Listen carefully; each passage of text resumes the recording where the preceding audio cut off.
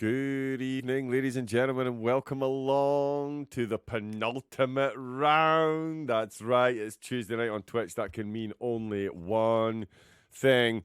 It's One Hub Racing ACC Season 2. I'm, of course, John Wright, Double O Raven, in hushed dark corners of Twitch and the internet. Joining me once again will be the Italian dream himself, Mr. Christian Romano. Hi everyone, good evening and welcome for some beautiful action to the beautiful South Africa track of Kyalami. Indeed, and action it will be. Anyone that knows Kyalami knows that corner. The first turn is a 4 wide on the way in, and it's definitely going to be needed this evening as we find ourselves with a two wide situation at the top of the standings in Group X, and then in Group Z, they're separated by a whole 4 points, and the team championship separated by a measly 9 points for the top 3 teams. That's right, as I said, it's the penultimate round. We've been to the Nürburgring, Spa, Suzuka, Monza, Brands, Hatch and Silverstone.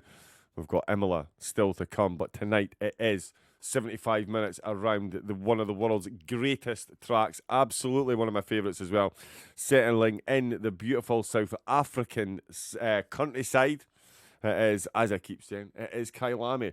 And with the championship, the team standings, the driver standings being set the way they are, I know one man who is going to be turning the excitement level up to about 240 million% this evening.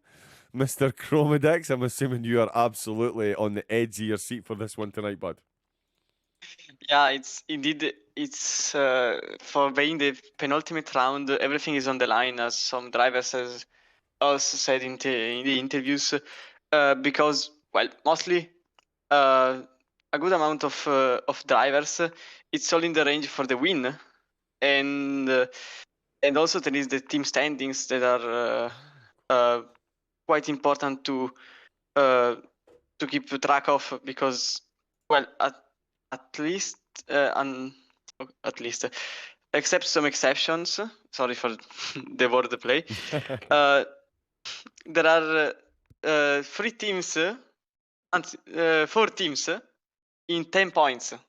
4 teams, which are the Buzzing Hornets, who are in first with 79 points, Golden Oldies with 72, Purple Sector with 70, and APR with 69. And everyone else is not that far, except for Crunchy, which with 18, and Milky Way with 26. But all the others are, everyone is literally still in the game for the win. So actually, the double tier system is giving his fruits, and also because of the championship, because championship-wise, we have a tie between Bruno and Mix, both on 41 points, while on the other side of the standings, there are Iggy and Eddie, 4 points of difference between the two of them. So, yeah, I think that everyone can win this. Also, some hotspots are Yuri B, that is starting to gain again the pace he has, and so he is in 5th position at 33 points, 8 points behind the leader. And it's curious to see if the poll could happen even tonight, because I think Yuri B is subscribed to this course, but it's gonna be, honestly, it's gonna be spicy, mostly because it's Kyalami, so it's a all car track. Everyone can be the best with any car. There's the Audi, which is extremely good on second sector. There is the Ferrari, which is extremely good, and that's it. There is the Porsche, which is extremely good on the third sector, and the Bentley, that it's astonishingly stable in the first one. So anyone can effectively put his money on the bet and hope for the best, because, well, it's just up to the driver's abilities. It really is. It really is. Sorry, excuse me, breakdown there from Chromedix about what we've got. Quick run through. As you know, we've got a slightly tighter schedule with me doing the work thing recently. But last week's race results, it was Bruno that won with Carmentos back on the podium after finishing 4th the week before. Shock horror. It was Yuri B that managed to get himself on the podium as well in 3rd for the top split drivers. The bottom split was Leon Seeley, made his way onto the top spot. He's back out on track. I know he's just promoted himself to a PC driver as well. It'll be interesting to see how he handles the jump back to console tonight. He's going for the win in his division. Why not? Comeback points went to Bruno for winning the race, and Eddie won a comeback point as well. Carmentos took pole position, of course, and it was Bruno who got himself driver of the day. As we quickly mentioned, we're going to jump to qualifying very soon. 6 minutes left for the 17 drivers that are on track. It was Bruno that won last week. That has put him joint with Mix64 on 2nd. And they're only 2 points ahead of Milden. With Carmentos only 5 points adrift, the returning champion. Can he regain the top spot before the end of the season? 2 races to go. We're certainly going to find out. The Honda driving mighty Iggy is in first, as Chromedix was saying. He's only 4 points ahead of Eddie, with Leon Seeley 12 points behind. But as you can see from the results, a healthy 20 points for the winner. So not out of it by any means. The prizes for the drivers, of course, choice is £25 of PlayStation or Amazon vouchers. And for the Go and Get Tough award, Going Gets Tough, I don't know where that S disappeared to there, off into the ether, they also get the choice. That's for every driver that takes part in every race, finishes outside the top 3, and completes all of their media day obligations. Your names will all be popped into a wheel. That wheel will be spun at the end of the season, and the winner will receive the voucher. Let's do what we're here to do, though. Let's see some actual racing. Let's see if I can get you some games. A little bit loud. There we go. We'll bring it down a bit. There we go. Modern technology. So there we go. We're live on screen. While we're having a quick look at the qualifying, it's Bruno we've got on screen. We need to very quickly, of course, say a big thank you to sponsors and partners of One Hub Racing. Of course, Mental Health Foundation, a big sponsor. Mental health is a very important thing. Make sure, if you need any help at all, Mental Health Foundation is a great place to get yourself on the road to recovery. Next Level Racing, they sponsor the competition with a driver with a direct drive wheel stand for the driver who gets the most driver of the days in Formula 1. And it was, I did have a note of it, and it's on the other set of notes that I've got. Aha! Who was it? Woody? It was somebody won it, so congratulations to whoever it was. ERT!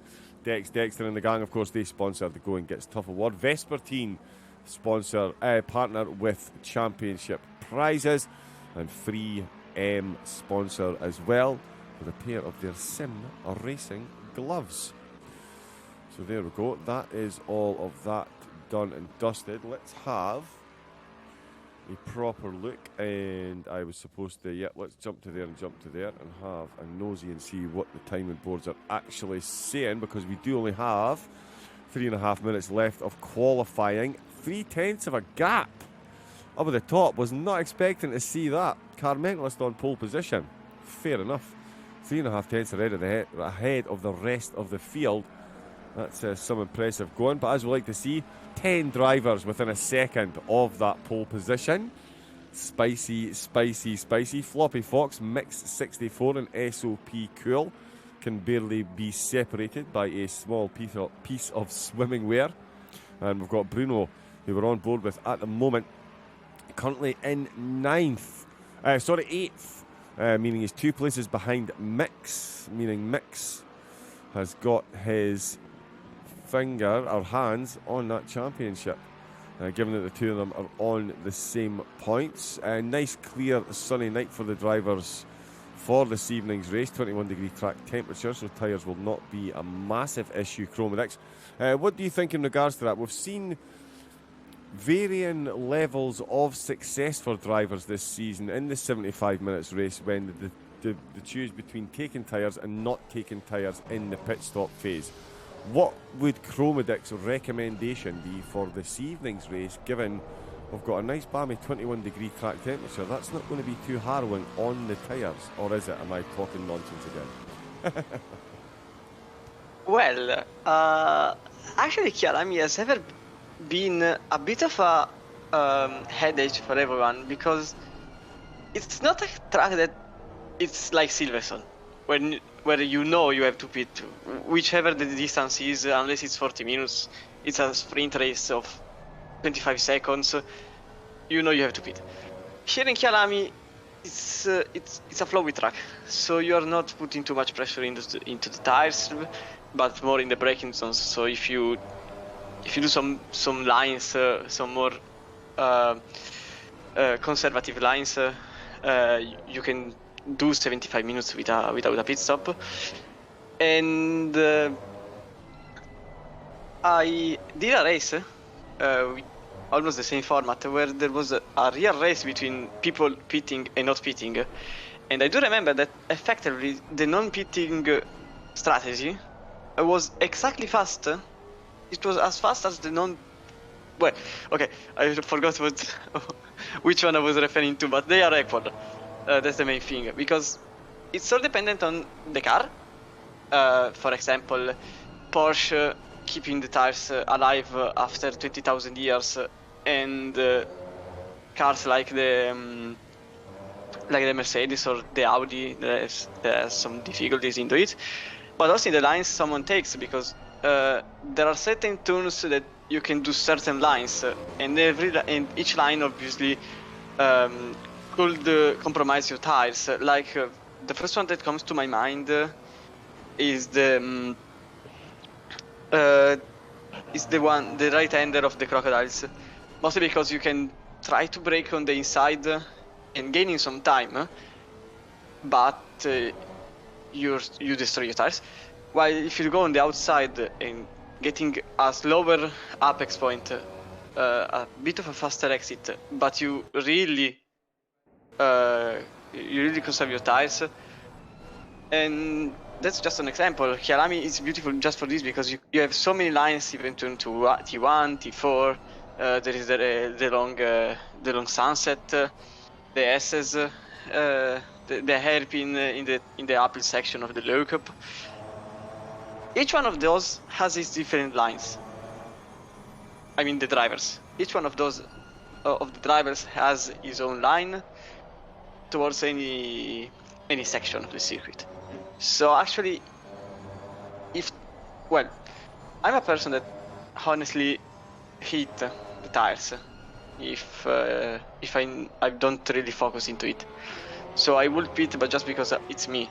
If someone else is feeling comfortable in keeping the same tires, you're also gaining 30 seconds or so. So you can actually try the strategy without any doubt. It's all up to the drivers. Honestly, there isn't a strict rule to follow in this case. So it's gonna be just interesting to see the different solution adopted by the drivers. Yes, it is, and that was Bruno just coming across the line there. That's my guess. So Bruno has come across the line. Also, He's finished in fourth. Yeah, Car Mentalist has made pole. Oh, and yeah, sorry, I was muted for you there, Chromedix. I apologise. You couldn't hear me talk about it. Sorry. We've got control back of the camera again. Do love console. There we go. Right, let us have a look then. We're on board with Bruno. It is Bruno who has taken fourth. Car Mentalist taking a clean sweep then. He got all three purple sectors there with a 140.6, 4/10. He stretched that gap over Leon Seeley in second, ahead of his teammate Yuri B. So last week's winner, reckoned he did have the pace to get Yuri at the end, but decided to fall for some unspoken team orders. No such luck for Yuri B this outing. Bruno has done what he needed to do, though. He's got himself ahead of Mix 64. So he's doing what he needs to do to keep that championship lead alive. Got the mighty Iggy in fifth, SOP Cool in sixth, Floppy Fox in seventh, Tropic Rot, or Indigo Limes Tropic, sorry, he's no longer Tropic Rot. He is in eighth. Got Milden in ninth, and Mix, as I mentioned, rounding out the top 10 there. So 6 positions behind Mix. That's quite the gap. APX Rogue, the Audi getting special mention in Chromedix opening, well worthy of it as well, and Rogue is as well. His race pace and IQ is not to be sneezed at. I'm expecting him to finish much better than his qualifying position, if I'm honest. Eddie in 12th, got Connor in 13th, Casper 14th, Cablo capable of a fair few things as well. So is Casper in that Mercedes, actually, 14th and 15th. You having a giggle, mate? You having a giggle? He's in 16th position. And it is Jason in the Macca. He's in the McLaren. And he is in 17th. 17 drivers we do have for this evening. And we do have control of the camera. We're going to start the race on board with Bruno. A lot of headlights late at night. How's that done into the track temperature? I can... Oh, it's dropped to 15 degrees, Chromedix. That's, does that change things massively? Do you think 21 down to 15 is a fair drop in temperature? Actually, it does.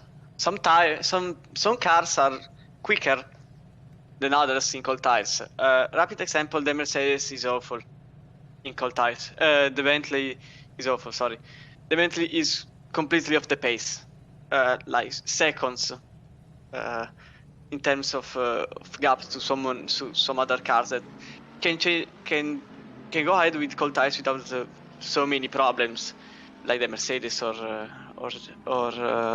Lexus. So it actually means that it's also night, so you have to be more careful than ever. T1 is gonna be crucial. I'm not saying there will be incidents, but it's cold. The track is long. Tires are not going to be hot enough in turn advantage for 70 because there is a massive straight in between the rolling start and the effective first turn. So actually, I think in this particular case, everyone needs to hold this position and don't do any heroics, because I've seen multiple times that people trying to launch the car, hoping for the best, and they ended up on the wrong way. So actually, yes, it's a bit of a change, a lot, but will be also a change because the temperatures are going to probably be hotter towards the end of the race. So that's also an evolution of the track itself, and the right pressure are needed, because otherwise you can end up with probably overpressured tires. No, certainly not under pressured. But if some drivers, I hope no one of them, but maybe some of them could face some overpressuring of the tires.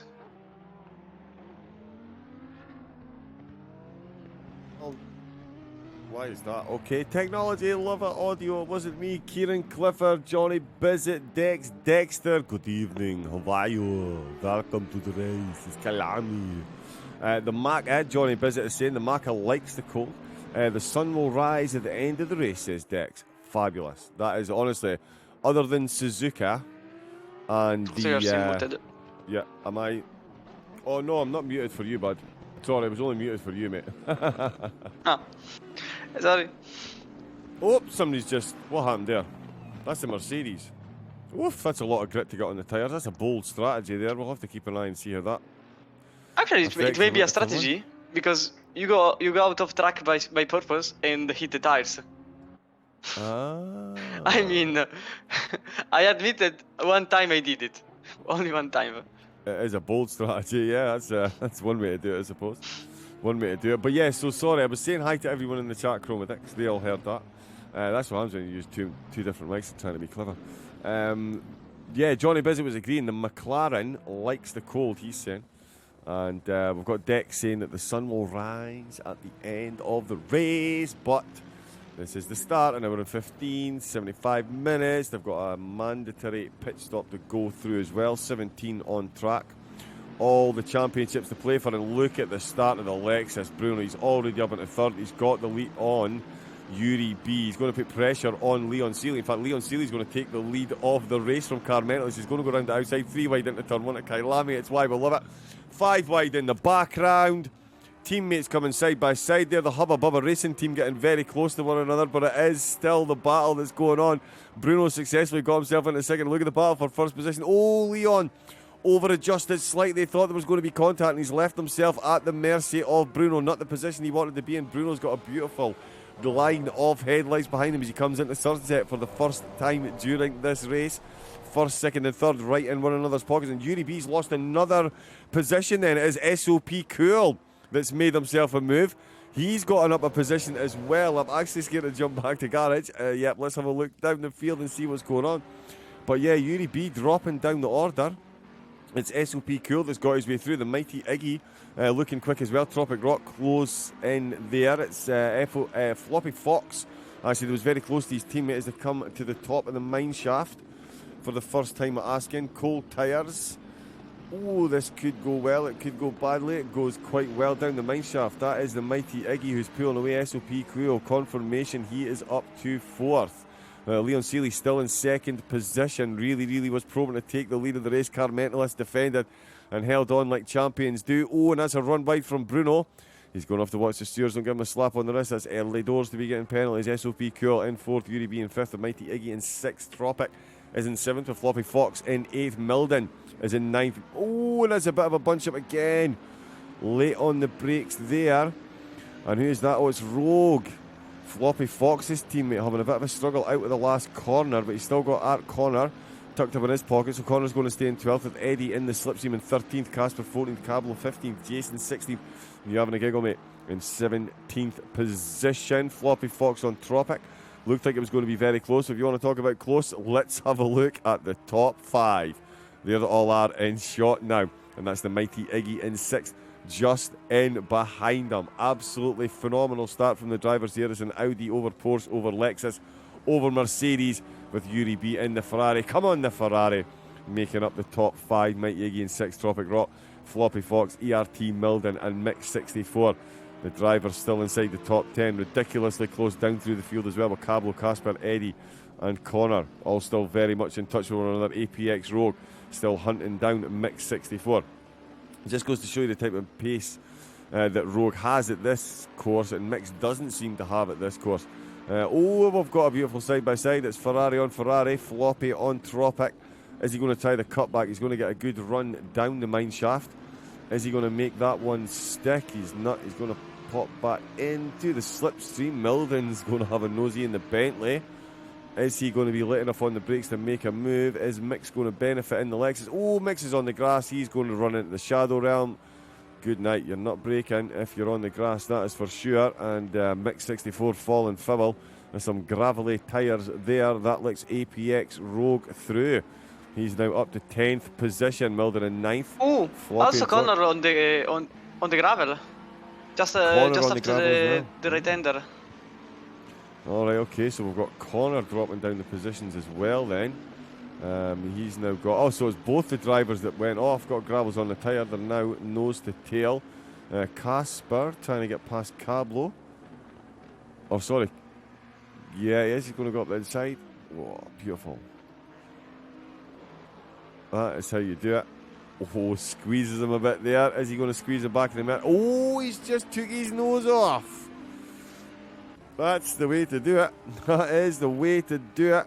Look at this battle up at the front, though. We would be remiss to be watching anything else at the moment because this is a battle for the lead. Ooh, Carmen is a bit wide. Oh, did he run a bit wide there? We just missed that. Let us get some Leon Seeley action then. And look at that one running. Yeah, Chromodix, talk to me about what you're seeing here. Yeah, actually there is Leon Seeley trying to get into the attack of the first position leader, which is Car Mentalist, the Audi. And actually I think the Porsche is gonna get a rough time towards this final sector because of, well, the Porsche doesn't have a good amount of straight, but it has a lot of grip in the braking zone. In fact, it has reduced the gap to, I think it's going to be 2/10 in the end of the sector, and it's really close to him. And probably getting a better exit will be fine for him, but it's not the case, and the Audi gets away with it. And probably Car Mentalist can be a bit calmer about it.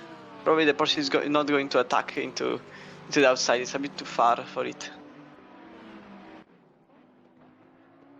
While I think there is the Bentley of Milden trying to attack on. Ooh, nearly. Floppy Fox going a bit wide. Floppy Fox going a bit wide, and oh, there is a touch! And Floppy Fox and the Audi and the Bentley of Milden and each other, and they have lost several positions. And I think the ones who got the worst about it is Floppy Fox, who is now in the wall. Yeah, he is. Yeah, Floppy Fox in the wall then. Oh, and he's RTG'd.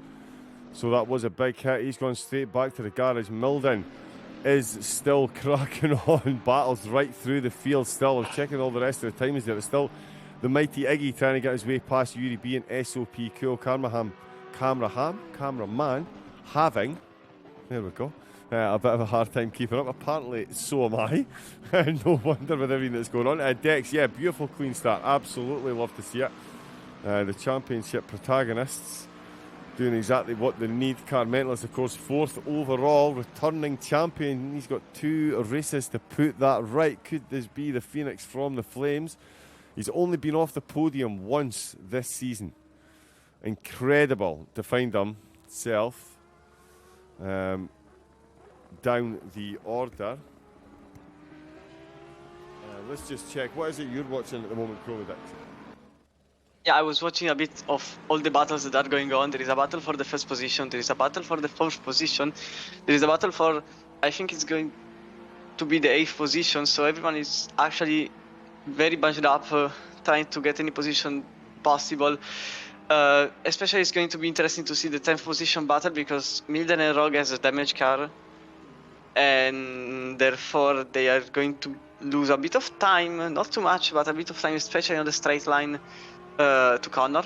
So actually there are too many battles to decide the one to pick, and I think that actually it's going to be a bit of a calm way now, of a calm water period, because it's not worth it to push so much now.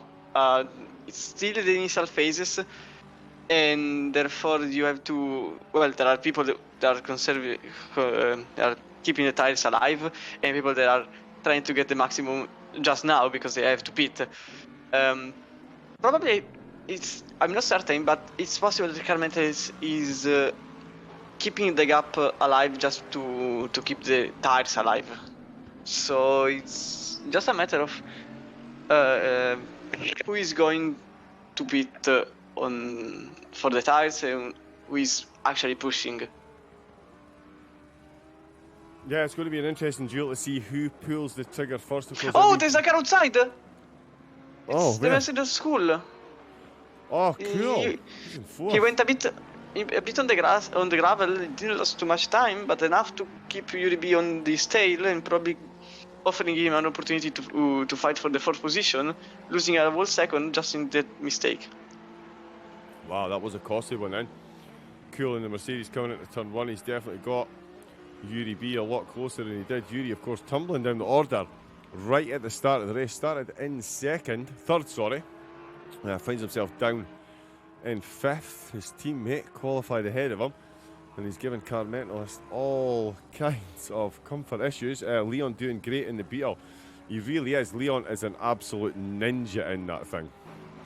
Absolute ninja. At the moment then, 10 minutes into the race, we've got Floppy Fox back in the garage with some terminal damage. You having a giggle, mates in 16th, Jason 15th, Casper in 14th, Cablo's 13th, Art Connor in 12th. We've got APX Rogue in 11th, and ERT Milden just hanging on to that top 10 position. Mix 64 up into 9th with Floppy Fox retiring. Eddie promoted as well. He's in 8th, Tropic in 7th. The mighty Iggy still trying to get his way past Yuri B. Yuri B now intent on getting his way past SOP Cool. That's 4th, 5th and 6th. The top 3 though still as you were. Bruno very nearly got his nose in front of Leon. Early doors, he made himself up 3 positions, and he's hung on to that 3rd, and he's watching keenly the battle. Oh, Lucian going for the attack for the post position. Oh, they nearly made a touch coming in the last corner, and they're side by side. No, they're not. They're nose to tail. I thought they were side by side there. That looked very, very close indeed. He really did have a run at the corner. Leon, even with that, he was 3/10 quicker than Carmentalist in that lap, and Bruno was quicker than both of them, with a race best equaling 141.874, the same as what Leon Seeley has set as his personal best. Oh, time. mix on the attack of Eddie for the 8th position. Oh. They're side by side towards turn 1, and I think Mix got the position done by the end of turn 2. In fact, he has, and there is also the Bentley of Milden trying to get the attack on the older Bentley, but he has to stick behind him. Yeah, no way through there then, so it wasn't a double loss. Oh, well, we're saying that. It still might be. Milden is still hunting down Eddie then. No way past at the moment as they come through Sunset. Iggy and Yuri B still inseparable. Bruno, really is beginning to join the party now. And Leon Seeley. In fact, let's see if we can get some. Oh, there we go. The rear view mirror. You can't see it because of the logo. Oh, no, you can see the rear view mirror on the screen. Yes, you can. Perfect. But you can't actually make it the car. I'm trying to get some cool onboard footage here of the battle because this is a three-way battle for the lead. All three podium positions separated by less than a second. Oh, Leon in the Porsche using every millimetre of the track there. I'm not 100% sure the stewards won't be looking at that. They might enter the last corner once again. He definitely looks like he's got the exit speed in the Porsche out of that penultimate corner, which leads to this very close encounters. Coming into turn number 1, Bruno didn't get the exit speed that time. All three drivers lapping in the 42s, but again, it's Bruno that's posting the quicker lap time. So these two battling. Ooh, Leon has a look to see if he can force a defensive move from returning champion Car Mentalist. Yeah, that's how likely that was. Got to try something, no suppose. Definitely wasn't going to work, but you had to do something to try and force a mistake, force anything he can to try and get that overtake done, because right now Leon Seeley finds himself in a pretty uncomfortable position. He's got the champion incumbent, the champion returning either side of him. He's got his own championship to fight for himself. A phenomenal drive here in the Porsche from Leon. Once again, we're going to come into Sunset. Oh no, sorry, down the hill. They've just come out of Sunset. The Porsche climbing over that right-hand curve. Actually looks like Leon and Bruno are faster. I would say they are. If I'm honest, I mean, Bruno's definitely faster. He's definitely got pace on somebody. One, if not two of these drivers. But yeah, it's when you're trying to overtake someone like Carmentalist, he knows how to defend. Maybe Bruno trained. Okay, no, he was getting closer, but actually it's a matter of sectors, because the Audi is faster in the first, the Porsche is faster in the second, and the Lexus, is faster in the third, and the Lexus is faster in the second. So they can't really overtake themselves, but they are faster than the ones they are fighting with. Actually, it's a bit of a war going on, but actually I think all of them are just waiting for a mistake from the other, because they can't really overtake. Sorry, Bruno and Carmentalist have just set identical times, 1 minute 42.198. Oh. And Leon Seeley's was the 142.285, so he was less than a tenth slower. There's literally a war going on. It's not a fight. It's a war. It is an entrenched war between these three. I'm sure there are other drivers on the track. In fact, there's 14 of them. They've all done interviews and things, but I don't think anyone would deny us watching this battle all the way to the end. And we've still got an hour of this to go. It is Audi versus Porsche versus Lexus. Leon Seeley lost some track, and I think the Lexus is going to overtake him just on the uphill section. Yeah, he is. Leon will be basking in the slip. Oh, he's going to have to take the apex. Oh, he had to look up the inside. He thought about the cutback there, Chromedix. That was a bold move. That's how you win championships. It also could be how you lose them. But yeah, precision driving there from Bruno to have a look at Leon. And it's just the sheer cold steel nerve that these three drivers have got. I mean, we've seen Carmentalist and Leon Seeley crawl over the back of him. didn't make not a wince, not a mistake, nothing. And now we're seeing the same from Leon and Bruno applying the pressure. It's an absolute masterclass in GT3 driving from these three drivers at the moment.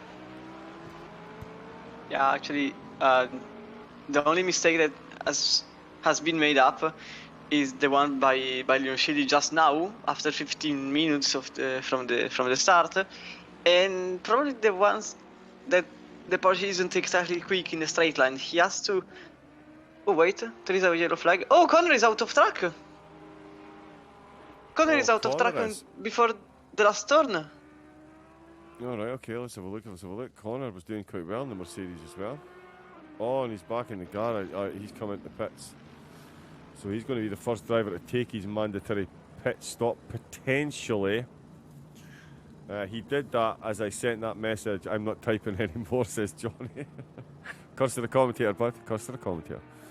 Yeah, Connor then, he's going to be the first one to come in to take his mandatory pit stop. I'm sitting at a funny angle. There we go, let's straighten that up. That's a bit better. But yeah, so Connor, mandatory pit stop. He's going to get his done and out of the way. These three up at the front though. Who is going to flinch first? Will any of them change tyres? Will any of them go for a last lap gamble? It's going to be fun finding out. SOP Cool back up. He's in 4th position. Didn't have the two outings at Britain he was hoping for. His Kyalami adventure certainly proven to be more fruitful at the moment, ahead of Yuri B in 5th. He's still got the mighty Iggy behind him. Of course, Iggy fighting for the bottom split championship as well, but it's Leon Seeley that he's going to have to close in on if he's got any chance of getting that division, that split win.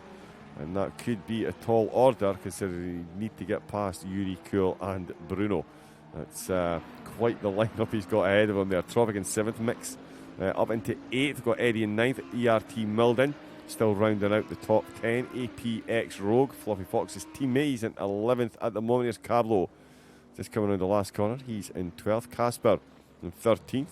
We've got Jason in 14th. You having a giggle, mate? Is in 15th. And there's Art Connor back out.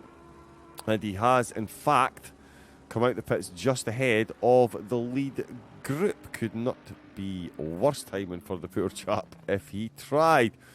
So Connor in the Mercedes has possibly got the best rear view, mirror view in the game at the moment. It is the two.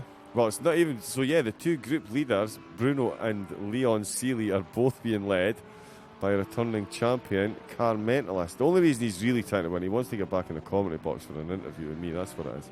Although he did start a revolt the last time he was in the commentary box for an interview, so yeah, we're getting put in his place if he does. I'm only kidding. Let's see if Mix can get past Tropic. Tropic was defended against Floppy Fox until the incident between Floppy and Milden. Saw Floppy in the wall, then the pits in Milden, not too far behind. Still carrying damage, hence the 10th. I'm sure he had a bit more pace tucked up for this race. Not going to be on display this evening, though, unless he does come in and get that damage repaired. He could definitely do 56 minutes on a set of tyres. So no reason not to. Ooh, Leon and Car Mentalist, these two still juggling. And Bruno, though, has dropped. Yeah, Bruno made a mistake just behind okay. In the right-hander of that everyone hates because of the big sausage curb in the inside, and I think the fate has decided that also Bruno has to get through it, and in fact he lost about a second and something more from the two leaders. Yeah, he did lose because effectively Leon Seeley is also the leader of the Group Z. Yes, he is. He absolutely is, yeah. And the mighty Iggy is second for that group as well. He says, pulling a funny face, quickly checking his notes. Sorry. So yeah, Leon Seeley is leading the way on track. It's Eddie and the mighty Iggy who are leading the way in the championship. Leon's got a bit of ground to make up on them both. 12 points, but definitely doable. Eddie is in 9th at the minute. Mix on the inside. Oh, yeah. He's having a look at Tropic, and I tell you, this will do Eddie the world of good as well. He needs to get caught up to Iggy if he wants to close the gap there. 4 points is the gap, so Iggy definitely, if he does anything tonight, needs to make sure he stays ahead of Eddie. Leon is on an absolute charge. There ain't nobody taking his 20 points from him tonight. And again, at the last corner, he is right under the rear spoiler once again of the Audi, weaving left and right in that Porsche, just to make sure Car Mentalist can see. That's the wrong screen. That Car Mentalist can see that his car's there coming into turn 1 again. Oh, is he going to get the cut back again? Look at the exit speed he's got there. No room to get past, though. Going up the hill. The Audi planting himself right on the line. Not even batting an eyelid. He's got that Porsche now in the back seat of his car, enjoying popcorn at a drive-in movie. They're so close coming into sunset. Bruno's going to close up the gap as well. He's already made up a second.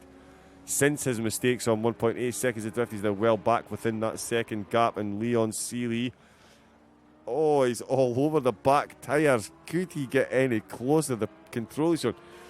And I tell you, he's certainly going to be enjoying that slipstream, but there's going to come a point where all that time in that dirty air is not going to do his aerodynamics or his tyres any good at all. Probably the tyres. Probably the tyres. I mean, is this the type of thing, Chromedix? You spend, say, 25-30 minutes behind. If he spends 25-30 minutes lapping behind Car Mentalist, his tyres are going to be seriously worse off than Car Mentalist, and it's almost going to force him into making that tyre change, where you and I were talking about potentially drivers might not need to get that tyre change. For someone like Leon, spending all this time in the backwash, so to speak. Oh, and he's run wide. Through Cheetah once again, the right-hander from hell, the sausage curve that kills. And it is Leon who just manages to survive this time. Oh, my Tiggy has overtaken UDB. Oh, wow. No, wait. Yeah. Okay, yeah, he has. I apologise. Yeah, I think he made the mistake. He made the same mistake of Leon Seeley. Oh, okay. In the same corner, same mistake. Eddie closing up on the Lexus, a mix. But it is the mighty Iggy then in the Honda. And that's exactly what he needs. Eddie is trying to make his way through the pack to gain positions. And we can see the group in the background there. Oof. 3 of them running wide. Led by... No, that's Eddie there. Oh, is that that's Connor. Of course, it's Connor because he's just out the pits. Okay. I got confused. I'm not going to lie. I got confused. With Tropic Rock Mix 64 are definitely having a battle. I thought it was a 4-way battle, but it's not. It's these two battling with the back marker ahead of them. And a very keen Eddie just behind them. He'll have seen on the timing board that Iggy's made himself up another place, so he knows he's got a taller order if he is going to maintain the gap at the top of their split. That's certainly what he'll be hoping to do. Once again, we are back to the top trio. It's pretty much the only place to be here, isn't it? We've got Car Mentalist, Leon Seeley and Bruno. Once again, we've got a whole second separating the top 3 cars. And such is the pace. They're just coming up on the back of some back markers as well. Again, out that last corner. Leon does look very quick in the early phase, but the Audi finds an extra gear as they get towards the corner. Oh, the Audi staying right inside. He's going to give him a good old squeeze to the outside. Oh, he's going to try. Oh, and I tell you what, there's the Aston Martin. Of you having a giggle, mate, just getting out of the way. That was a whole lot of stopping and starting and stammering in my sentences there, but that was a bit of a close one. Still the Porsche patiently sitting behind that Audi, the Lexus, still tucked in there as well. Yuri B is going to try and get a counter moved on the mighty Iggy to retake 5th position. Mix 64, still trying to get his way past Tropic, but Eddie still lurking in the background. Let's see if he tries on into sunset.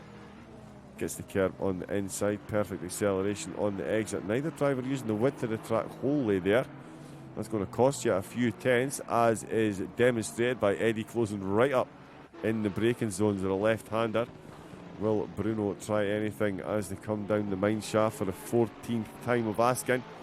25 minutes into this one. We've had one driver retire with terminal damage. We've had one driver come in and take that mandatory pit stop. Seemed like a quick one. No tyres. We will certainly find out. In fact, any Connor's teammates in the chat? The death curve. Indeed it is, Dex. Indeed it is. Eddie. Is he going to have a go? Is he going to have a go? Yes, he is. Mix leaves the door wide open then.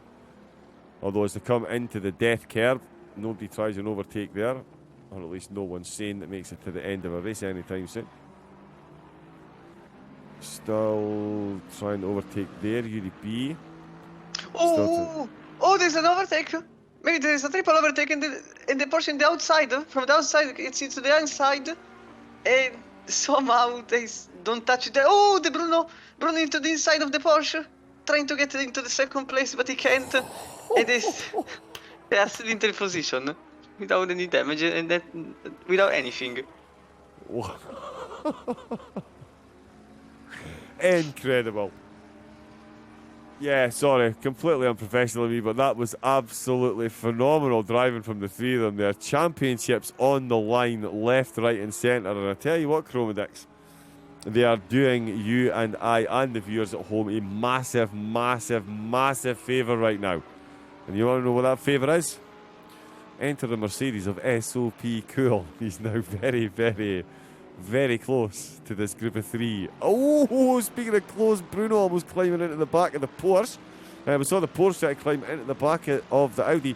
Perhaps trying to touch one another's spoilers. Please don't do that. The F1 gang don't seem to like that. I'm not sure the GT3 drivers will get on there as well. What was his name? How can I not remember the German driver's world champion's name? What's his name? Vettel? Rosberg? Yes, Vettel. He touched Hamilton's spoiler. Sorry, that was for the F1 gang. I completely ruined that. I apologise, team. I should stick to my normal joke. But yeah, SOP Cool, as Dex is pointing out in the chat, he is definitely closing it. I'm pretty sure you typed that as soon as I said we were in for a treat because you saw him lurking in the background as I did. Milden from 10th position is coming into the pits. That'll give us an idea. In fact, Art Connor has already passed him. Well, there we go then. That answers that question fairly quickly, which means we can get ourselves back up to the front of the grid where all the action is still taking place. Once again, the corner exit speed of that Porsche is absolutely phenomenal.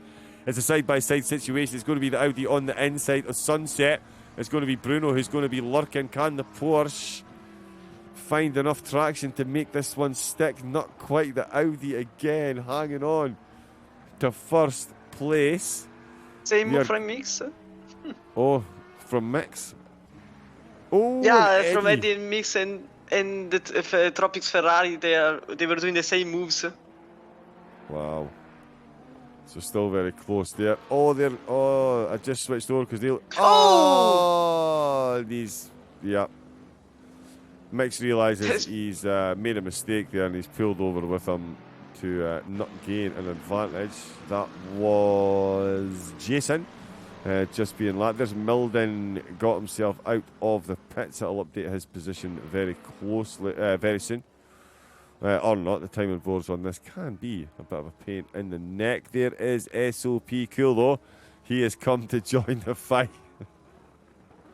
It is a train coming through the last corner. And it's going to be SOP Cool. Could draw first blood. Imagine he's the first one out of these four to get an overtake done.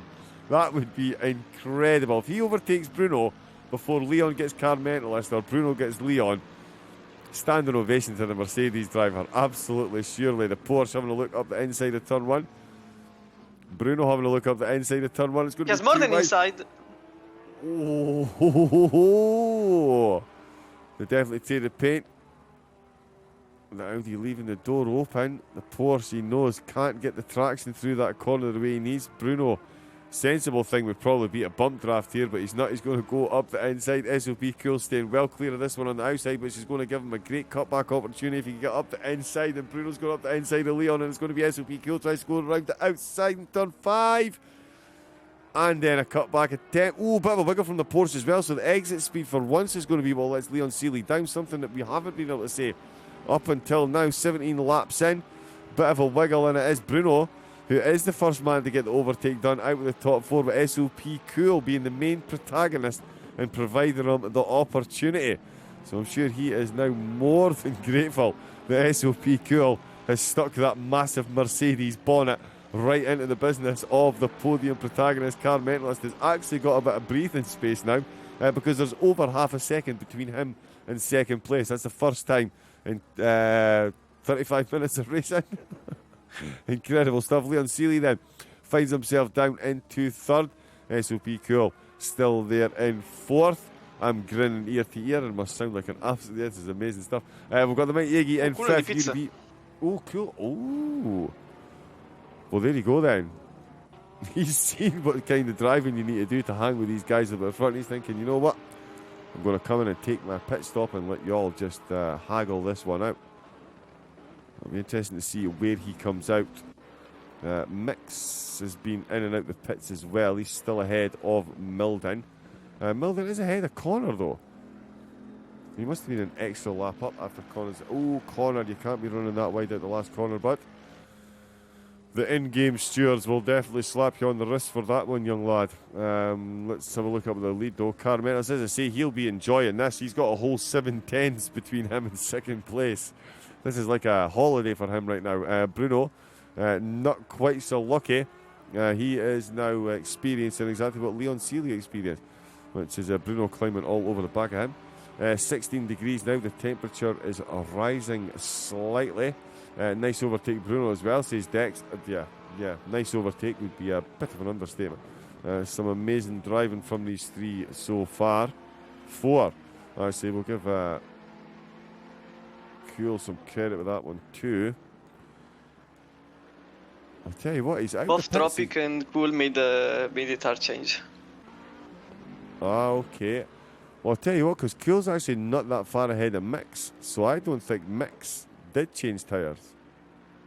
No, I don't think he did all.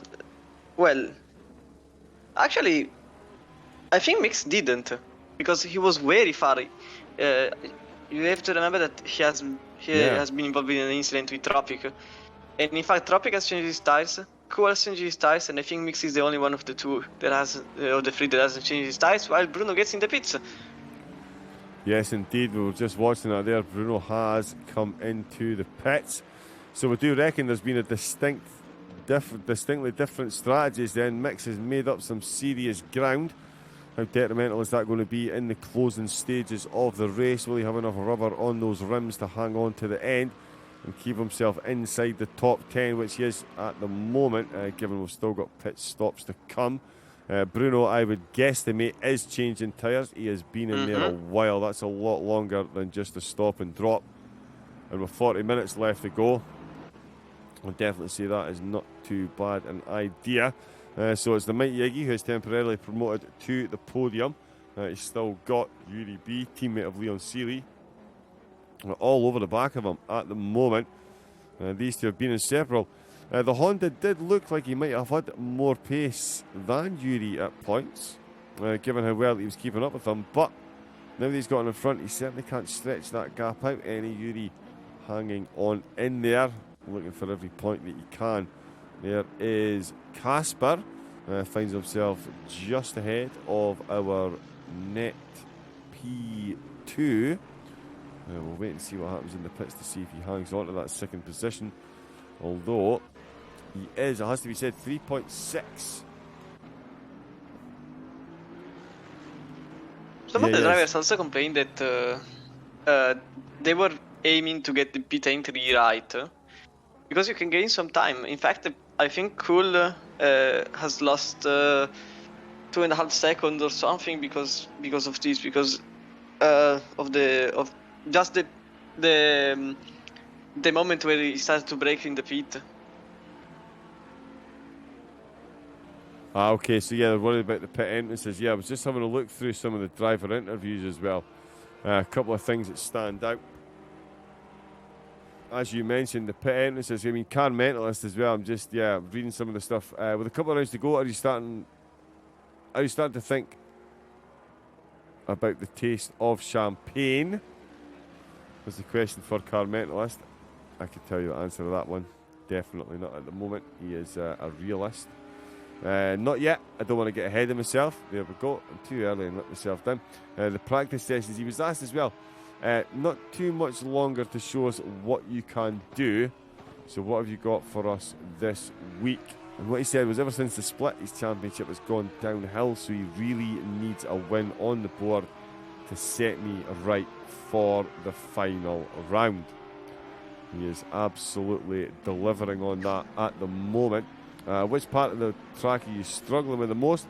And he did say the penultimate corner, where we've seen him struggling there against the Porsche of Leon Seeley early doors. The Audi is so eager to turn in, and if I do that even slightly early, the curb will murder me. Agreement all round. That curb is definitely not the most popular corner in motor racing, that is for sure. We've got more and more drivers looking to get in and out the pits. Cablo has done so. Eddie has come into the pits as well. That's important for the bottom split driver championship. Of course, he's got Iggy and Seeley ahead of him. Seeley still applying all the pressure to Car Mentalist. Phenomenal drive from these two. 38 minutes to go, so they've still got a lot of scope to take that pit stop. Which one of these drivers would you rather be at this point, Chromedix, and who do you think is going to come into the pits first? Would you rather be Car Mentalist defending, Leon Seeley applying the pressure? I think I'm a driver that has a lot of difficulties into staying behind someone else, because I don't know why. I get pressure by staying behind and not in front. So actually I would feel pretty comfortable in Car Mentalist's shoes, mostly because he's in an Audi. He has the advantage of the position. He has the advantage of the fact that the car goes faster than the Porsche in a straight line, which is fundamental. And he also in the lead, so it's all the cards are going to his favor. Whatever things he does, Leon Seeley has to follow him unless Leon Seeley makes the moves first, which is possible because I think it's going to be in an order for the 75th time trying to overtake the Audi. Probably sending the Porsche. In fact, he does. He sends the Porsche and completely outbreak the Audi with a perfect execution. Wow. Incredible stuff. Yeah, little standing ovation from the commentary team there. Phenomenal move. I mean, that just shows you that completely caught Chromedix and I both off guard. Did not expect that one to even try it there, or to make it stick at the Porsche of Leon Seeley. And the thing is as well, he's actually been racing on PC the past couple of days as well, so I wondered how he would take coming back to the console. He has not even batted an eyelid, and he has just taken the overall lead of the race, and he really has just fired warning shots to the mighty Iggy and Eddie. You two may be fighting for the championship at the top of the table at the moment, but let's not forget little old Leon has come to play too, and he is bringing He's a already very struggling. quick Porsche. Who's struggling, sorry? Car Mentalist. He has tried to reduce the gap as soon as he could, and went a bit on the throttle too much and lost some chunk of time. Not too much, but now it's the table has completely reversed. Ooh. And Leon Seeley with the undercut in the front. It's just a horrible manner to show Car Mentalist how to do things, because he first takes the lead and then he dictates which will be the strategy. So I'm very interested about it, but mostly because Bruno was in clean air all this time. So I wonder which position will Leon Seeley be after the pits. And will Leon take tyres? He's definitely still stationary, and I'm going to guesstimate he is taking tyres then. So no, maybe not. Oh, he's away. He's not taking tyres. Wow. Maybe he has taken just fuel.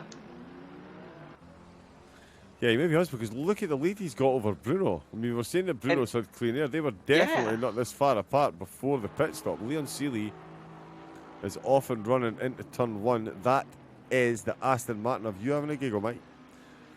He has been in and taken his pit stop. He's a couple of laps down on the leaders at the moment. Cool crossing the line. Bruno only just coming into turn 1 now. Leon Seeley has gotten himself a mighty, mighty, mighty gap. So not only... Oh, well, I'll tell you what. I was going to say, not only is he taking the lead and dictated the pit stops timing, he's pretty much dictated... Or has he? I mean, does Car Mentalist now have to respond by not taking tyres, or does he gamble with 34 minutes to go, losing that 30 seconds in the pit stop and hoping he can make it up at the end when the tyre wear comes to bite the Porsche in the rear spoiler? Unless he has a spotter, he doesn't know that the Porsche of Leon Seeley didn't take the tires. Unless he does some extreme cautious calculations based on the fact that he is like roughly 45 seconds behind. But yeah, if he notices it, probably he won't take the tires and just the fuel. But the Audi isn't that great with worn tires, especially because of its attitude to how to say it politely, that car wants to kill you. So getting on the on worn tires doesn't calm the bull underneath you, and so I don't know. I really don't know. Yeah, it's going to be an interesting one to see what he decides to do, but it is Leon. I mean, if Car Mentalist wanted to change the tires, he would have. Because we are already past the half length by some minutes. Not many, but enough to take a decision.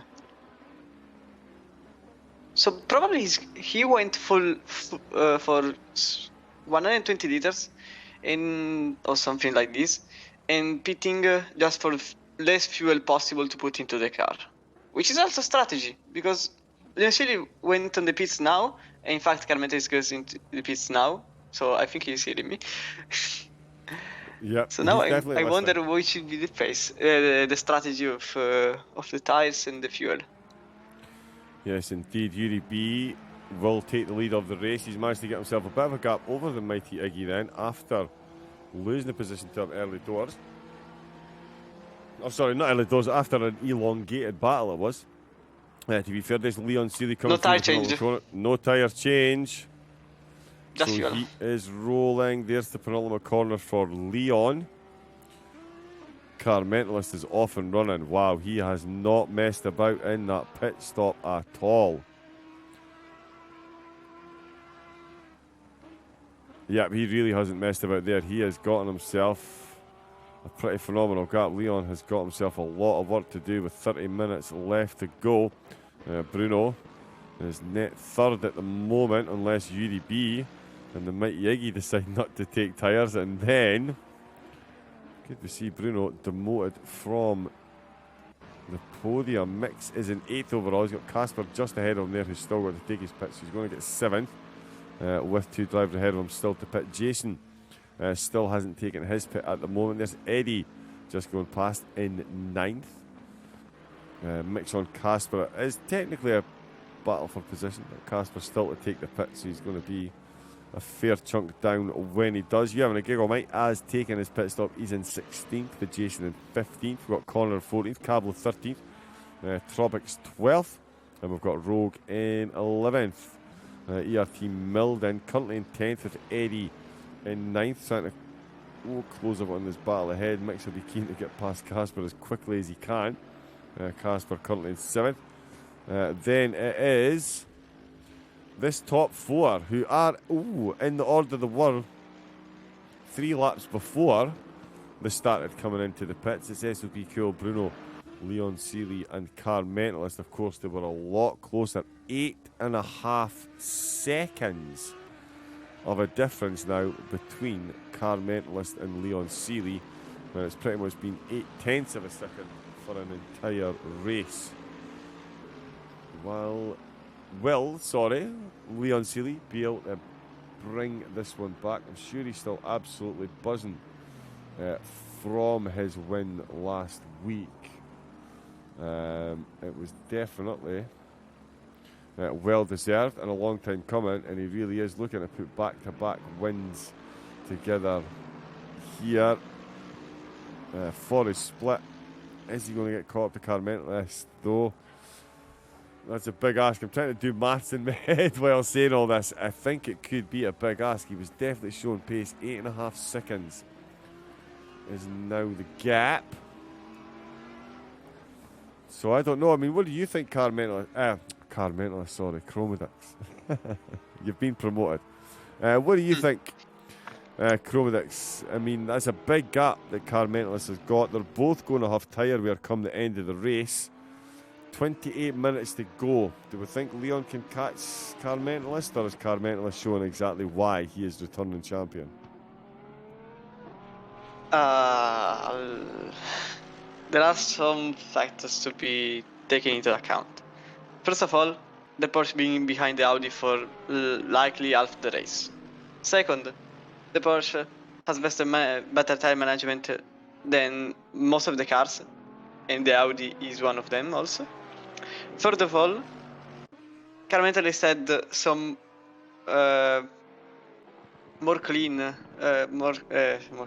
some cleaner lines, while Leon Seeley made everything possible to overtake his opponent, and therefore getting some dirty lines and ruining a bit the tires. Furthermore, the real question is if there has been any flat spot, because also that's possible, while trying to outbrake the Audi or the opposite way around. So everything considered, I think the real answer will come into the 12-minute mark, because that's the moment that we will know for sure that whether or not the Porsche has maintained the tire advantage, or Car Mentalist has managed to get the tire good enough for the final stint of the race. That's my bet. Yeah, and it's certainly going to be a long 15 minutes until we find out. Sorry, I'm getting a bit of echo. Don't know why that happened. There we go. Now I can't hear myself. I have such an annoying voice. Eddie in ninth. Oh, UDB's coming into the pits. What will his strategy be? The mighty Iggy is going to get himself some laps in the overall lead of the race. It is Car Mentalist who is net leader though. UDB just coming to a halt in the pits, and there is the Audi Car Mentalist coming around the last corner. So tyre change or not, Car Mentalist is definitely going to get past UDB. Leon Seeley, Yuri's teammate, just coming around the last corner as well. Yuri is still stationary. Nope, he's just dropped. No change. Ooh. Yeah, it's going to be close between the teammates, actually. Oh, no. Yeah, well, I'll tell you what, he's closed the gap a bit. He has actually closed that gap. So he's gotten himself some really, really, really clean laps. There's Art Connor, who took a pit early doors. He has a lap down, 14th. He is overall at the moment. And just having a look then and seeing... Oh, that didn't work. Yeah, well, actually, this is perfect for, well, surely not for the Portuguese driver, but surely it's good for Leon Seeley, because now there is someone in the middle between him and the Portuguese driver, and he hasn't changed the tire, so, well, surely it's going to be faster, Bruno, than UDB. That's basically 99% sure. But Bruno has to make an overtake, and so this could stop Bruno's advantage from being held, because he has to overtake someone, and this will take some time, and he has just 25 minutes to get into the 9 seconds gap he has between him and the virtually leader of Group G. So actually, this is a great news for the Porsche driver, but he has another problem to face, which isn't likely to be so much of a problem because he has now 8 seconds gap, and 4 laps ago, or something like this, it was 10. And 8 and Oh, Casper. Speeding is a pit lane. Oh, speeding in the pit lane.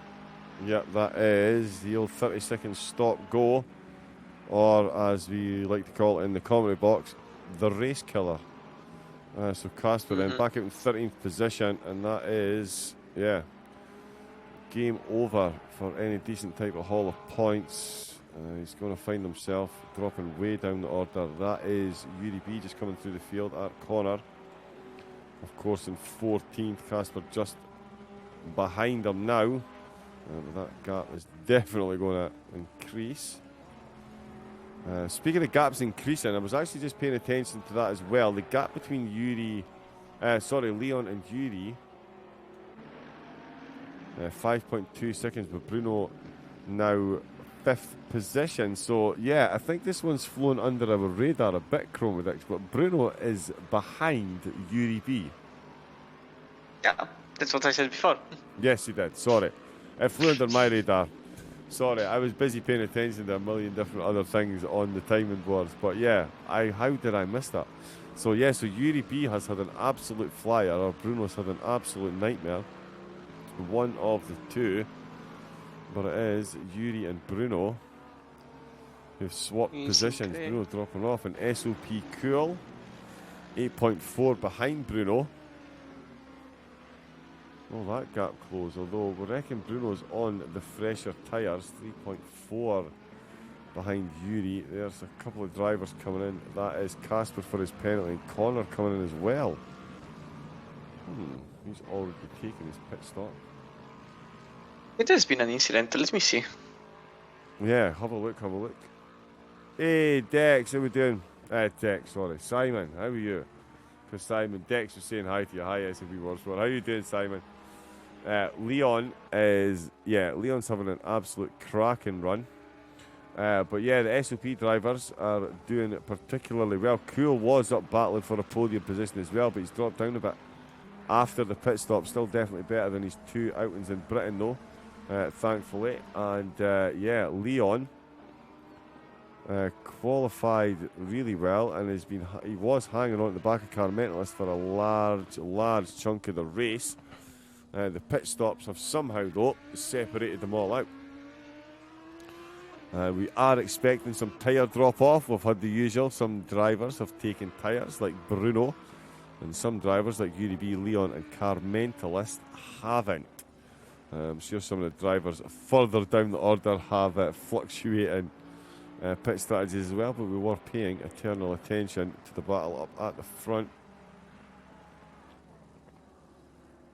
Okay, I went to see what happened to Connor, and the answer is literally nothing.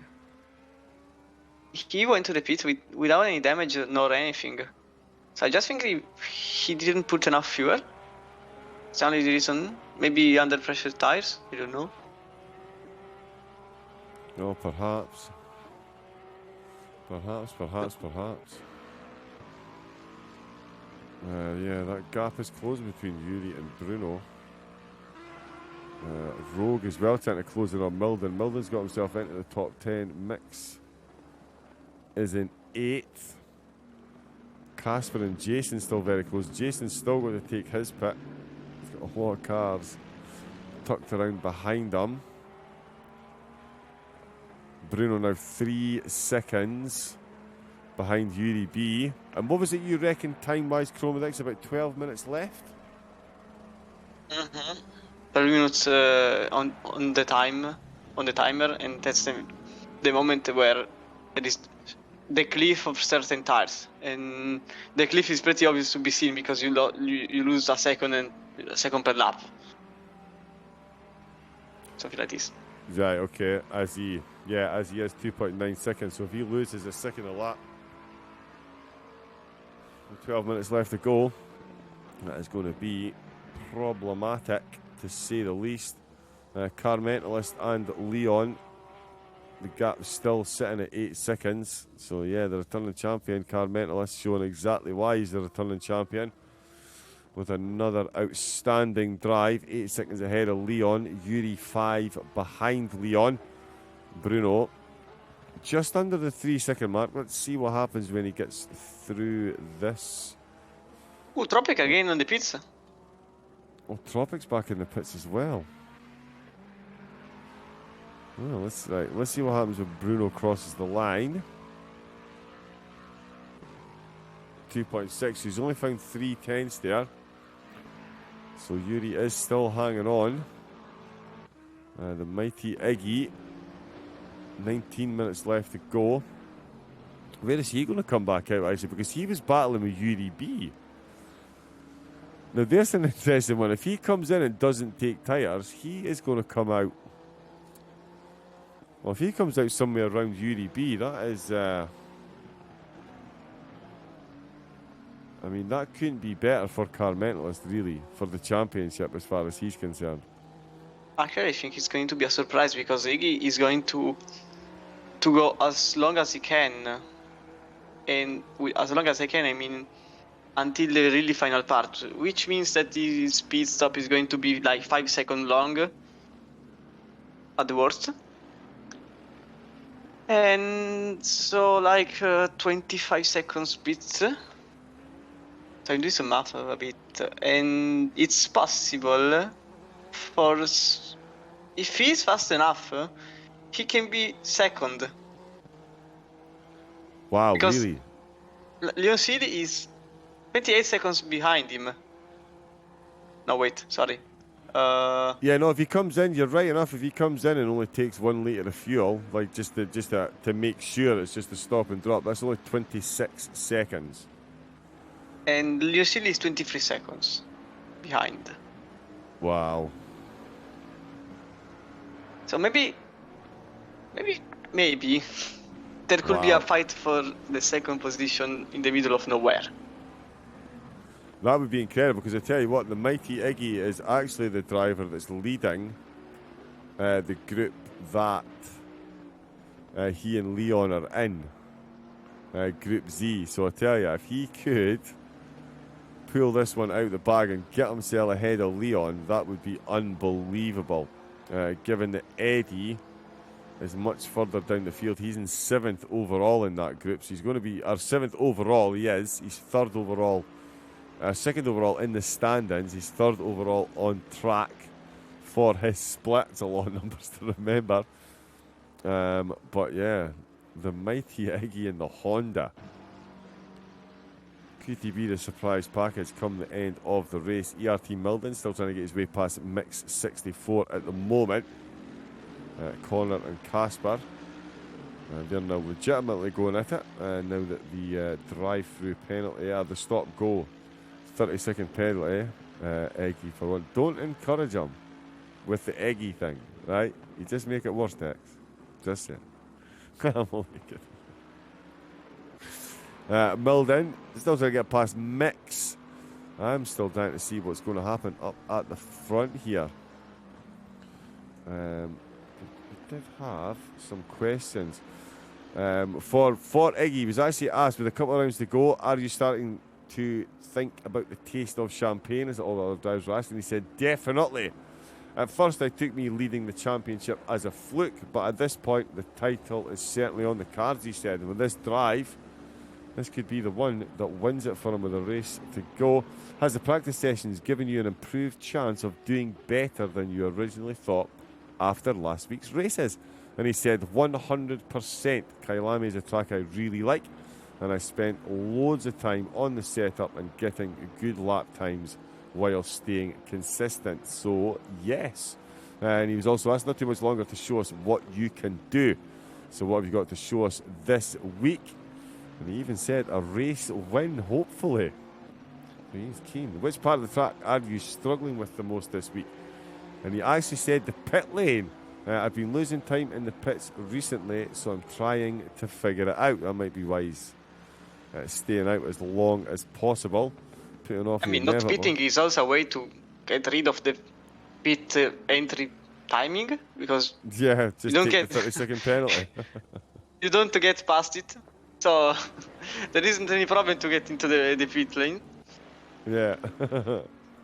But he was also asked as well, as a new track to the series and league, have you any knowledge of the track of which your rivals might not have? And he said he's done a lot of races around here and has never finished outside of the podium. So I feel like I get on really well with this track. Hopefully it's not the same for his rivals. Oh, Milden on mix. Milden. Oh, he's thinking about it. Yeah, Mix made a mistake on the S's and lost several seconds, and now Milden is about to maybe try the overtake on him for what will be the 8th position.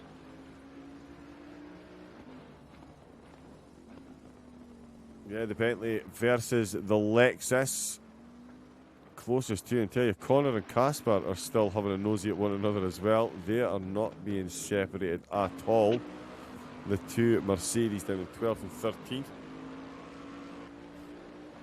I expected the Mercs to do quite well here this week, but not to be. We're 35 laps in. We've been racing for just over an hour. The track temperature is raised a whole 2 degrees. Oh. And we're seeing some sunrise in the driver's eyes.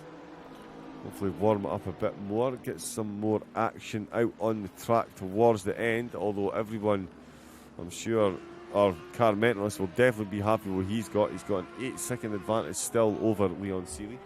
Yuri B in 4th. SOP Cool in 5th. Eddie's in 6th. Mix is currently in 7th. He's got Milden in 8th, trying to take that place from him. Rogan 9th. Cablo in 10th. Connor in 11th. Jason still to come in and take his pit stop as well.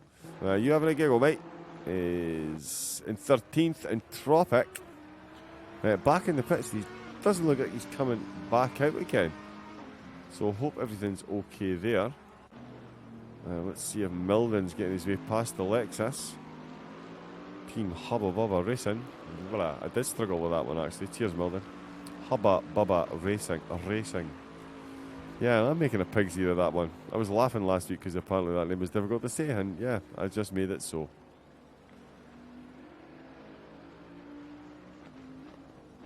I can't understand who crashed. Because someone is not in the lobby anymore, but I don't understand who. Oh yeah, we've got Oh wait, no, okay, Rob is in.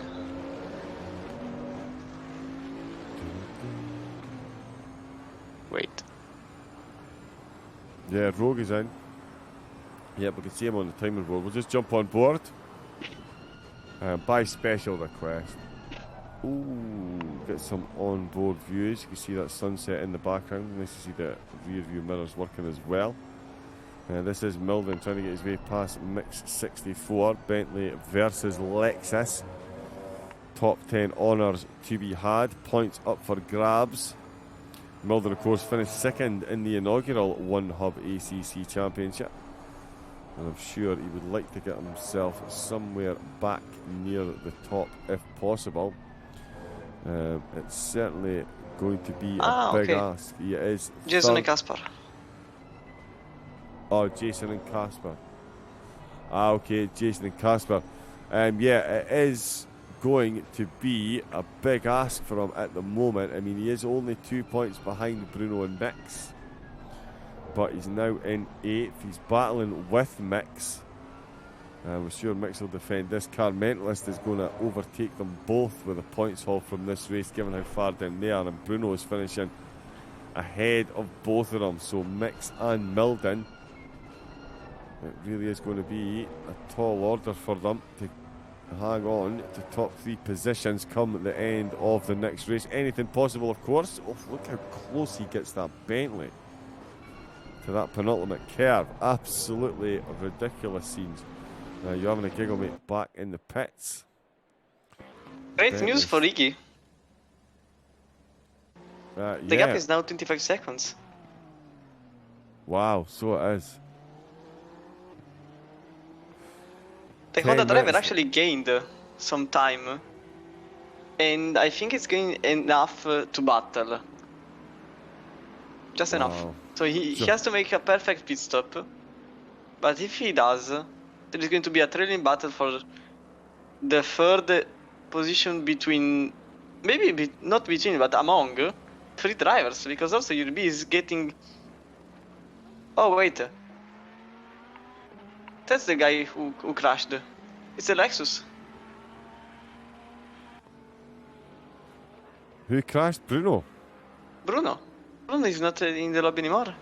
Oh, neither he is. Neither he is. I just saw the Lexus. It's mix 64. So yeah, Bruno is disconnected. There's Cablo coming back into the pits as well. A lot of drivers taking 2 trips into the pits. The fuel calculations were slightly wrong for a few of the drivers. The mighty Iggy is now definitely at that 25-second mark. If he can get in, stop, drop and hop, he's going to have himself 2nd place. It's going to be a big ask overhauling Car Mentalist. But by the way, I think the first guy to have reached the cliff is actually the last one who that I would have guessed. It's a Porsche of Leon City. He's dropping back and losing his at least a second per lap, as I said, but for Car Mentalist. Yeah, so, oh, Bruno is back. Yeah, I just noticed that there. He did come back in. He's in the pits. Ironically, he's going to have to spend 2 minutes there as a penalty for rejoining the server. That's one of the new things they put in. If you return to the garage, you've got to sit for 2 minutes. So, Bruno there. He should get some bonus points, I think. I hope somebody at One Hub's watching. He should get some bonus points. Well, less than 8 minutes to go. Yeah, that is absolutely savage. Connor back in the pits. He did have a very early pit stop. In fact, he was the first driver to come in and take his mandatory pit. So it is quite possible he has misjudged his fuel by a couple of laps. Milden still trying to get past Mix. This one absolutely vital for the overall championship, and it's 7th and 8th that they're battling it out for. The two of them separated by 2 points. And I tell you what, that is just unbelievably good luck for Car Mentalist as well. Because he was, of course, 17 points behind Bruno. And he's now going to finish quite a few positions ahead. And he's definitely got the upper hand on Mix and Milden, who are going to score points. But Car Mentalist... oh, this is going to be so close going into next week at Imola. It's going to be insane. Absolutely insanely close. The mighty Iggy, we've got less than 7 minutes left to go. He's now 25.4 seconds ahead. 25 seconds he needs to get in and out the pits if he's in and out like clockwork. Very much easier said than done. That is for absolutely sure. But if he does, he has got himself. Both Casper and Bruno got kicked by the server. Brutal. Yeah, that is a bit of a the cliff painful arrived, one. definitely. URB is now 1.5 seconds. And the Honda is pitting. So, and Milden is right behind Mix. So there are too many things going on, and I don't know who to watch. Yes, indeed. In the closing stages, Iggy is into the pits. Car Mentalist is round the last corner. Here comes Yuri B now. The Iggy needs to drop now. He's dropped. He's moving. Leon's on the move, and so is Yuri B though. So you're right, Leon Seeley. We were seeing the drop off. It came just after the 12-minute mark.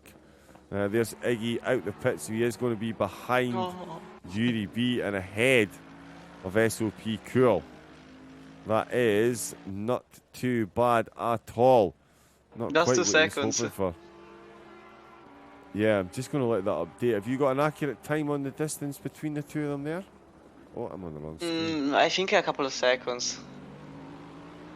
Right, okay, let's see. So, Yuri, last week, Leon had the chance to overtake his teammate in the dying stages. Yeah, Didn't, and I tell you, it looks like It's going to be the other way around this week. Leon's tyres really have fallen off the cliff, as Chromedix pointed out.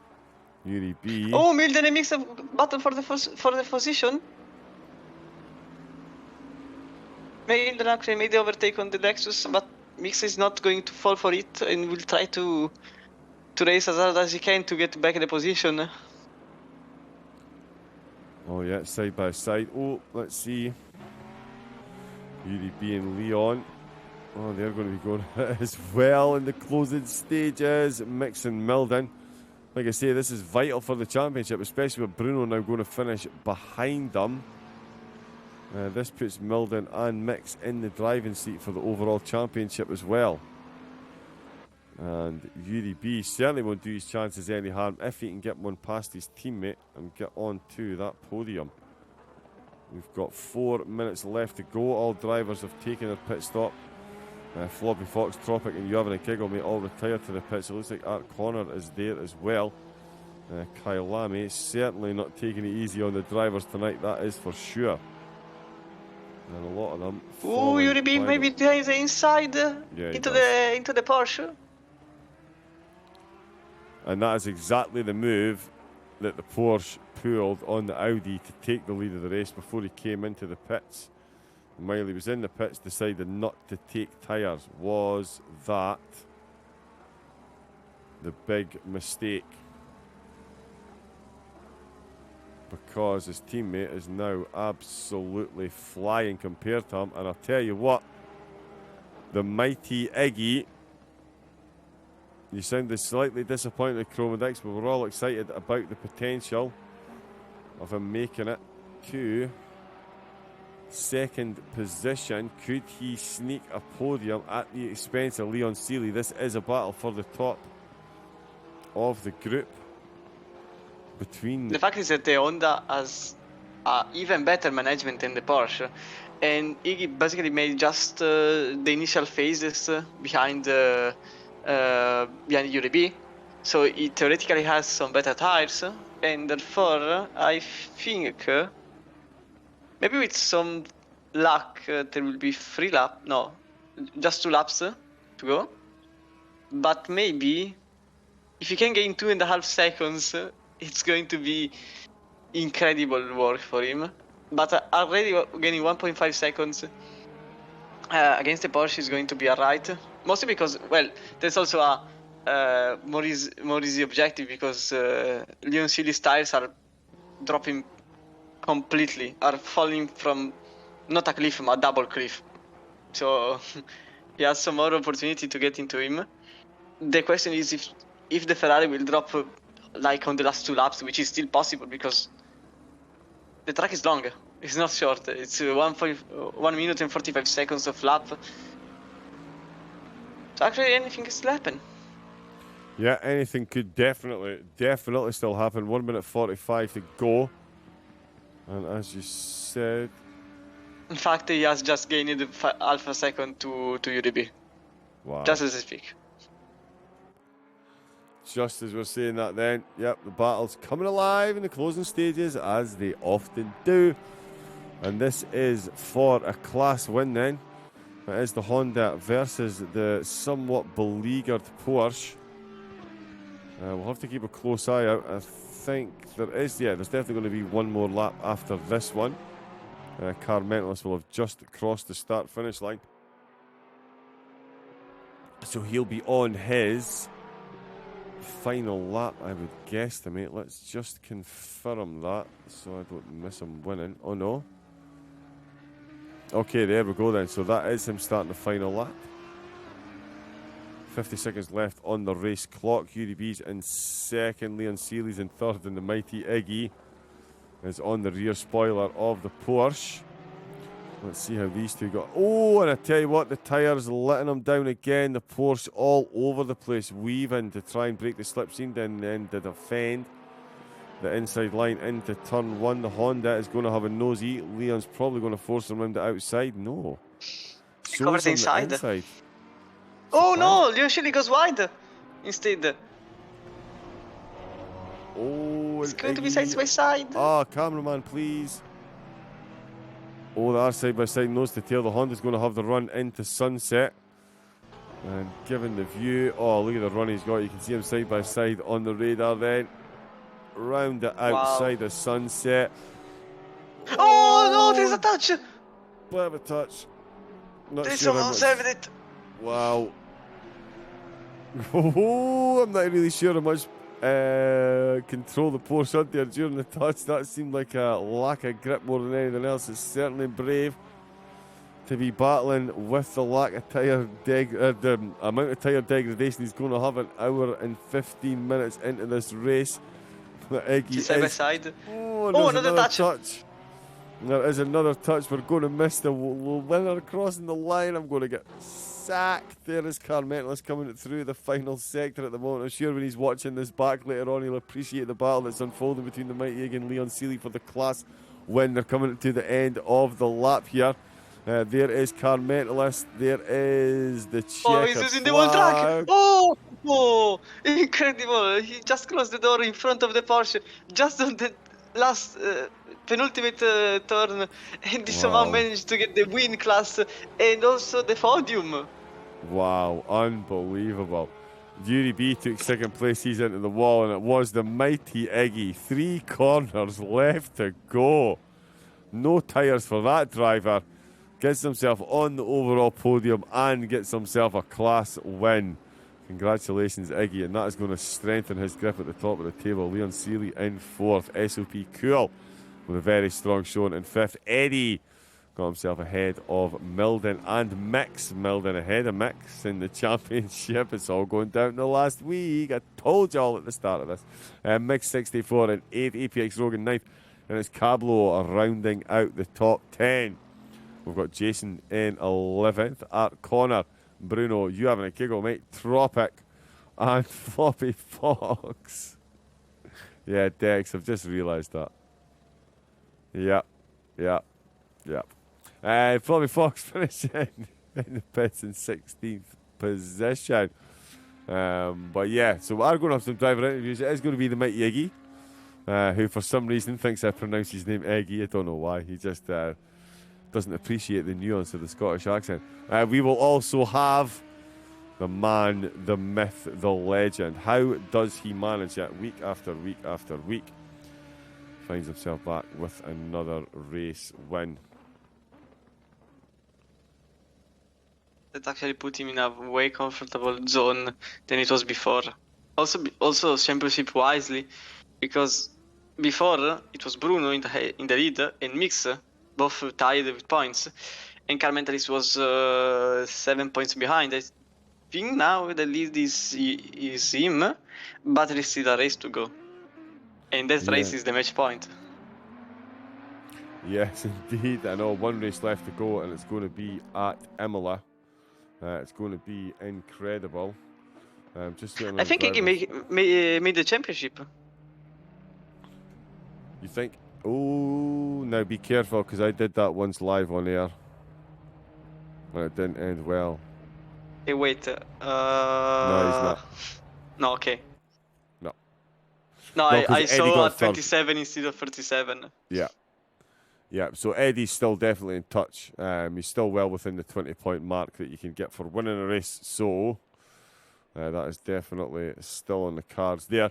Overall results, though, is Carmentalist who takes top spot and the pole position. Not too bad for a day at the office for Carmentalist and Audi Yuri in second, the Mighty Iggy in third, Leon Seeley in fourth, we've got SOB Cool in fifth, Eddie in sixth, Milden in seventh, Mix in 8th, Rogue in 9th, Cablo in 10th, Jason in 11th, Art Connor in 12th, Bruno in 13th, Casper in 14th, you having a giggle, mate, 15th, Tropic in 16th position, and Floppy Fox finishing in 17th, 40 laps down, so only managed to get himself 4 laps in before that rather big collision. Let's jump over to that. I'm just looking at the interview box. We'll just wait and see. We should have Carmentalist and the Mighty Iggy joining us very, very, very shortly. We'll get some comeback points and the like as well.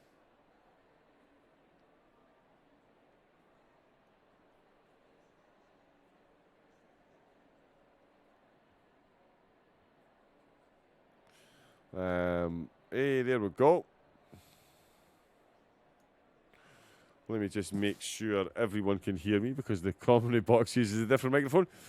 Joining us now, though, live, he said in the pre-race interviews he fancied getting himself a win.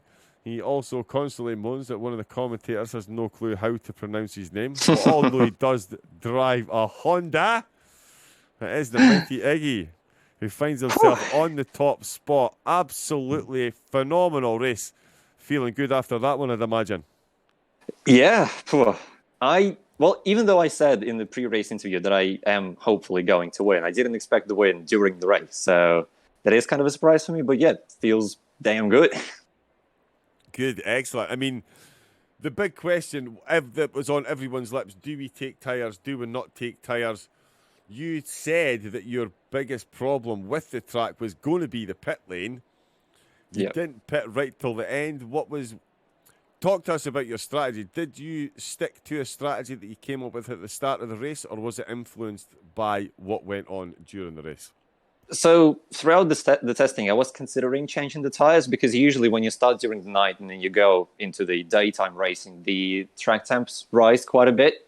So normally you would stop to change the tires, but throughout the testing, I found out that the increase in pressures isn't that dramatic. So I decided just to not change the tires. And then for the pit stop, it was very crucial for me to properly stop at my pit box because in the previous races I was losing loads of time because I missed the pit box. But this time I actually nailed it. And yeah, it looks like it helped quite a bit. Yeah, quite a bit. That would be one of the famous one hub understatements that we seem to get during the interviews. Yeah, definitely helped a bit. You know what? Yeah, I've got one more question for you, but I'm going to let Chromedix jump in as well. I get told off for asking too many questions. Chromedix, what have you got for the Group Z winner? That moment in the right hander. Oh, Exactly. I don't even do the question. Just answer me. You mean the long one in the first sector, like the start of the second sector? That was I didn't expect that. I was trying to keep Leon to the inside to kind of squeeze him a little bit, not give him that good of a run on the exit, and yeah, it was just complete surprise. Maybe I squeezed him too much. Maybe it was just his tires giving up and him sliding into me a little bit. But I was surprised that I was able to save the car, to be honest. And yeah, very scary, but worked out.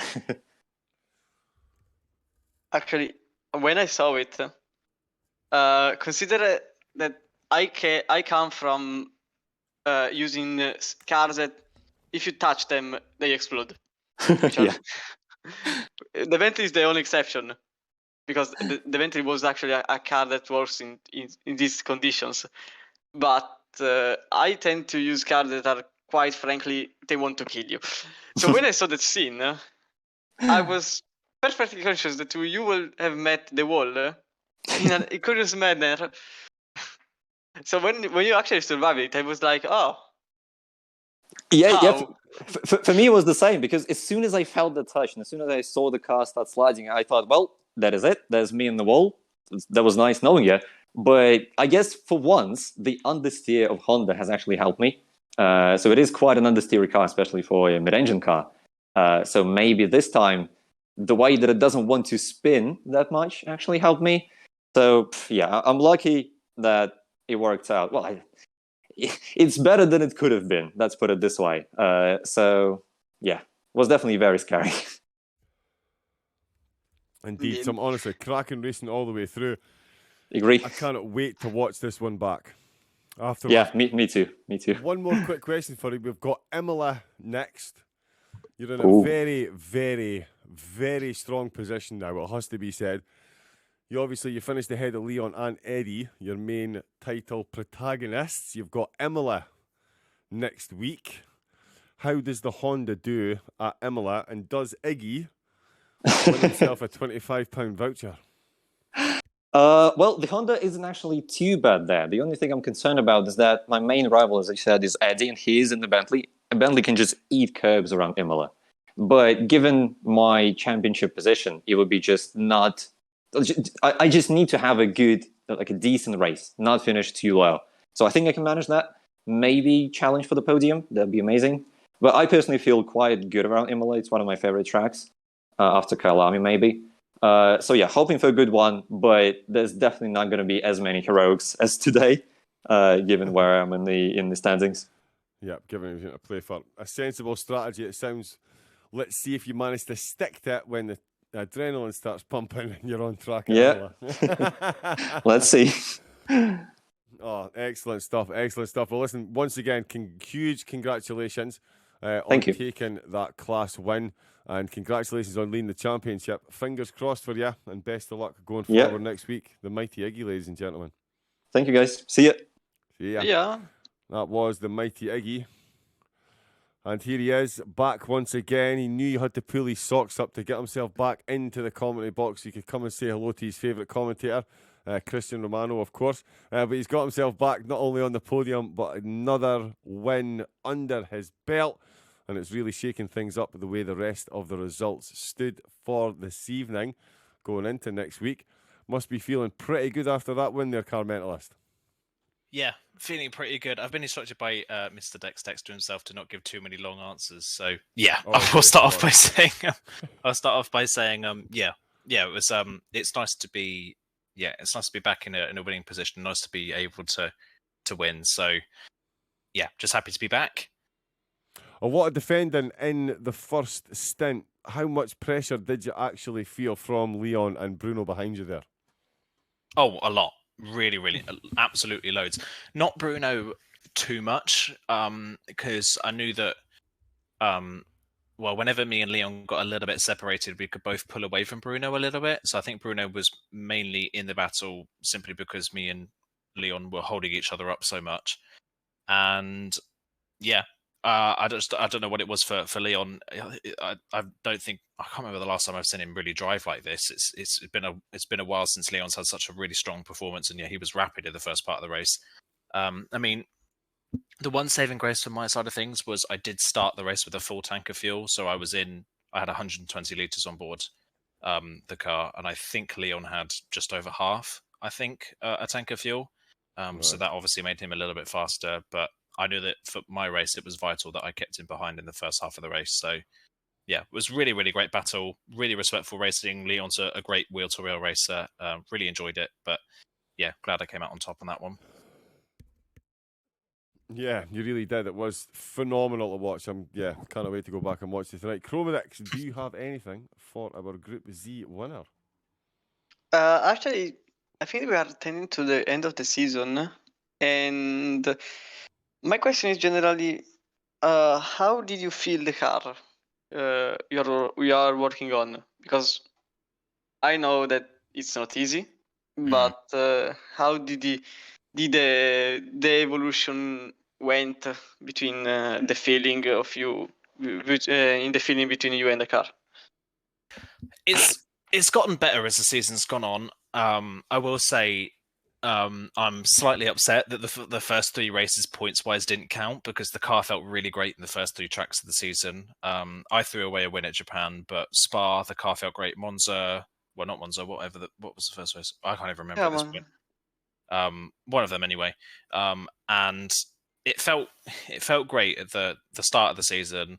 Monza, I knew, was never really going to be an Audi track. The Audi's just not fast in a straight line. So the fact that I got fourth at Monza, I was pretty happy with that. And then, I don't know, I think the wind kind of went out of my sails in the championship at Brands. The car was awful at Brands Hatch. It just was so all over the place. It was horrible on curbs, horrible on bumps. I just had no feeling in the car, which really sucked. And it kind of, all the good momentum I'd built up in the first three races before the group split kind of evaporated almost immediately. I was glad I had the race at Silverstone.